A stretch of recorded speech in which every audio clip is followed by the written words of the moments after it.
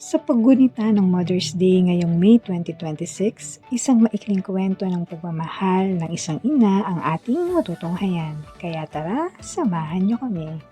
Nandito po tayo sa Pote Tres, sa bahagi ng Bacoor, Cavite, saan pupuntahan po natin ang isang ina na nag-request ni Chef Jinky ng school supplies. Hindi para sa kanyang sarili, kundi para sa kanyang mga anak.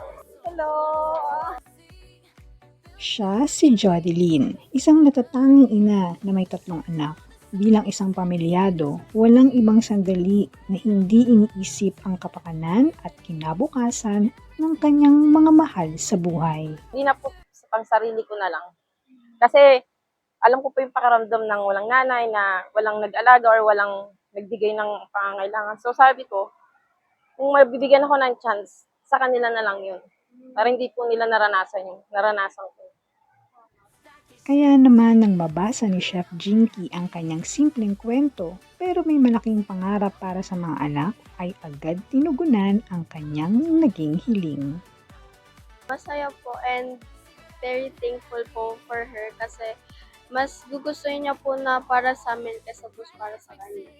May school bag, notebooks, ballpen, lapis at iba pang mga kagamitan sa eskwela para sa kanyang mga anak na ngayon ay nasa grade 2, grade 4 at grade 12. Gayun din ang minifan na magagamit ng kanyang mga anak sa gitna ng init ng panahon.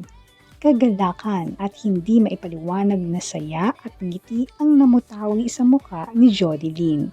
At may nakatanggap ng sorpresa, dagdag na pagkain o snack items at gatas. This is surely an answered prayer for her. Ang simpleng pagtulong na ito is a powerful testament to women empowerment, where women lift each other up, breaking barriers through shared compassion and community support. Sabi nga, basta kay Chef Jinky, siguradong happy! Chef, maraming salamat po sa opportunity na to na isa ako sa dami ng sumali sa po ko sa napili. Sobrang maraming salamat. Sana po marami pa po kayong matulungan. Bless ka pa po ni Lord. Hindi naman po ako hiling ng ganito kung hindi para sa pag-aaral nila. Pangarap po talagang makatapos sila. Gusto ko po talaga magpasalamat kay Ma'am Jinky po, kay Chef. Hiniling ko sobra-sobra pa po yung pinigil. Kaya maraming salamat. Sa inyo rin. Okay, welcome.